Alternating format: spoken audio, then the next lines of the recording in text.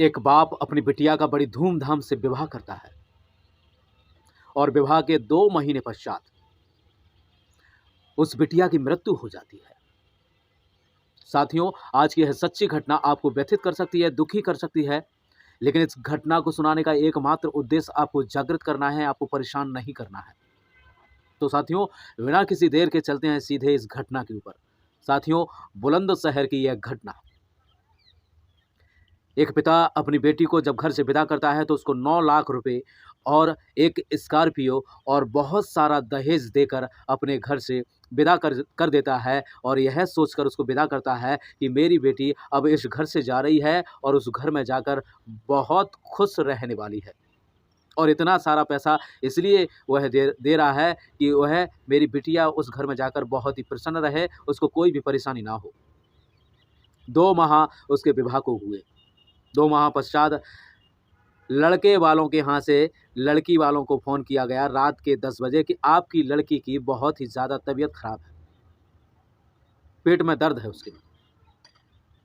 उसके बाद हुआ ये, उस महिला को, उस लड़की को जब लड़के पक्ष वाले, उसका पति और परिवार वाले जो है स्कॉर्पियो गाड़ी से नज़दीकी अस्पताल में ले जाया जाता है। वहाँ डॉक्टर उस लड़की को, उस बिटिया को मृत घोषित कर देते हैं कि अब इस महिला के अंदर सांसें नहीं रही हैं। और कुछ ही पल में वहाँ लड़की पक्ष वाले भी पहुँच जाते हैं। जब वह लड़की को देखते हैं तो उनको पता चलता है कि लड़की के दोनों कानों के ऊपर निशान हैं और निशान के साथ जब देखा जाता है गौर से तो लड़की की गर्दन के ऊपर भी निशान उन्होंने देखा। और यह निशान देखकर मुकदमा दर्ज कराने के लिए जो है खड़े हुए हैं। और पत्रकारों के पूछने पर जब पत्रकार ने उन लड़की पक्ष वालों से पूछा कि क्या समस्या है, आप बताएंगे, तो उन्होंने बताया कि लड़की के दोनों कानों के ऊपर निशान लगे हुए हैं और गर्दन के ऊपर निशान है, तो हमें शंका है कि कहीं ना कहीं हमारी उस लड़की की, उस बिटिया की जो है हत्या की गई है। उस हत्या के ऊपर जांच होनी चाहिए और कहीं अगर यह हत्या इन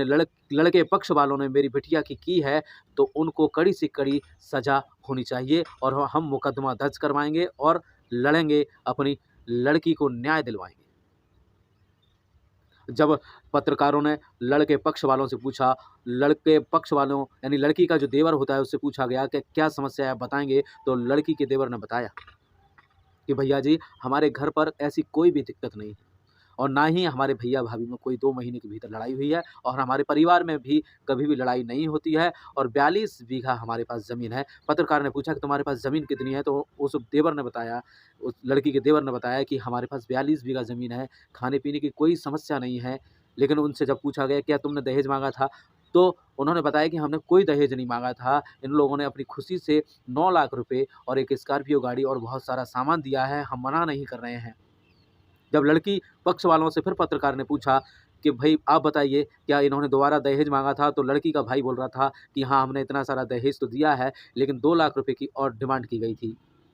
तो साथियों, यह है तो बाद में पता चलेगा कि 2 लाख रुपए की डिमांड की गई थी या नहीं की गई थी, लेकिन जिस तरीके से लड़की पक्ष वाले बता रहे हैं कि गर्दन के ऊपर निशान है और दोनों कान जो है कानों में निशान है, तो यहाँ जहाँ तक लग रहा है कि लड़की की हत्या की गई हो। अब हत्या किन कारणों से की गई है, दहेज के कारण से की गई है या कोई और कारण है, यह तो बाद में ही निकल कर आएगा।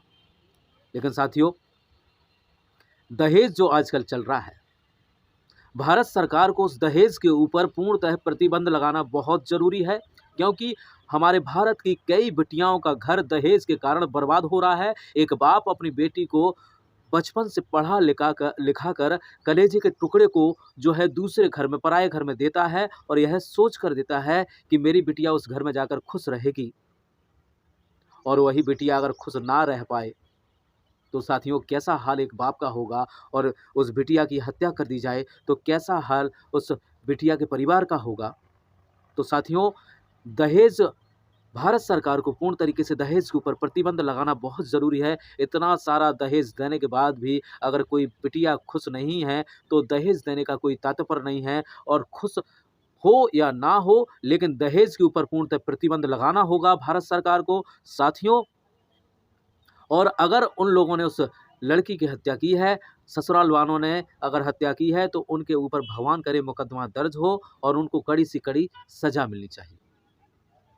साथियों, आज का यह वीडियो अगर आपको ठीक लगा हो तो इस वीडियो को ज़्यादा से ज़्यादा लोगों को शेयर ज़रूर कीजिएगा और आवाज़ उठाइएगा कि दहेज को पूर्णतः प्रतिबंध